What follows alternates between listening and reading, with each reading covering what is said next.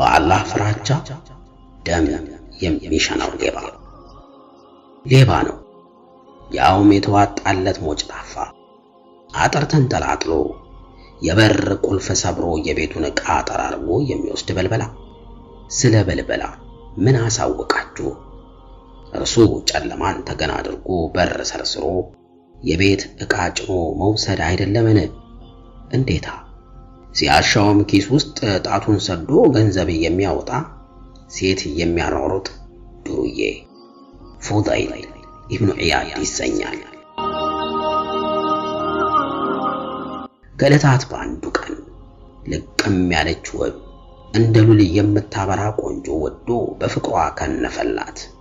ሲገባ ሲወጣ የሚያያት ውዱን ለጥቂት ቀናት ካይኑ መራቋ ቢያሳስበው ሌሊቱን ተገና አድርጎ ሊያያት ልምዱን ተጠቅሞ ግድግዳውን እየተደገፈ በመንጠላጠል ላይ ሳለ አንድ አዛውንት ከመደር ቤቱ ቁርአን ሲያነቡ አደመጠ። ለነዚያ ላመኑት ለአላህ ተግሳጽና ከቁርአንም ለወረደው ልቦቻቸው ሊፈሩ እንደነዚያም በፊት መጽሐፍን እንደተሰጡትና በእነርሱ ላይ ጊዜ እንደረዘመባቸው ልቦቻቸውም እንደደረቁት ላይ ሆኑ ጊዜው አልቀረበምን?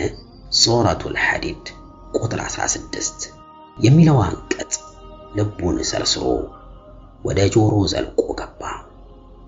እያለቀሰ በቦታው ደርቆ ቀረ። ሲንጠላጠልበት የነበረውን ገመድ እጆቹ ለቀውት እየተምዘገዘገ ከመሬቱ ተጋጨ። እንዴታ ተቃርቧል እያለ ወደ አላህም ተጸጽቶ አነባ። ከዚያን ጊዜ ወዲህ የሐረም ጨረቃ ታላቁ አቢድ የኢስላም ግዙፍ ሊቅ ለመሆን በቃ። ከአላህ ፍራቻ የተነሳም ደም ይሸና ገባ። ታዲያ በአረቢያ ባህረ ገብ መሬት ላይ አልይ ከተሰኘው የአብራኩ ክፋይ ጋር ጎጆን ቀልሶ ይኖር ጀመር። አላህን ፈሪ አቢድ ነው። ደካክሞት በእንፍቁቁ ወደ ፍራሹ እስኪሄድ ሌሊቱን በቂያም ሌሊት ያነጋል። እንዲያም ሆኖ የሚያደርገው ኢባዳ አያረከውም። ወደ አባቱ በእንፍቁቁ እየተራመደ አባ አቢዶች እኮ ቀደሙኝ ይል ነበር።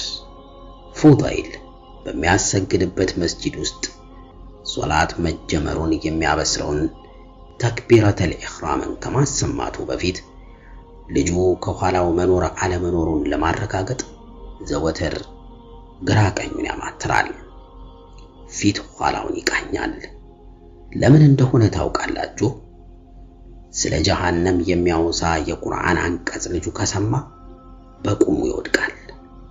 ራሱን ስቶ ከመሬቱ ይላተማልና እርሱ ካለ ይጠነቀቃል።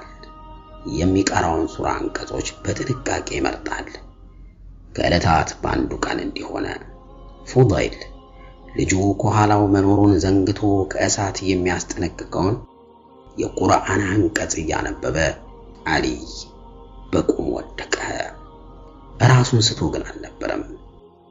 ነፍሱ ከጀሰዱ ተላቃ እንጂ አላህን በመፍራት ብዛት ሞተ። በቁርአን ሕይወቱ ተቋጨ። አላህ ኻቲማችንን ያሳምርልን። አሜን።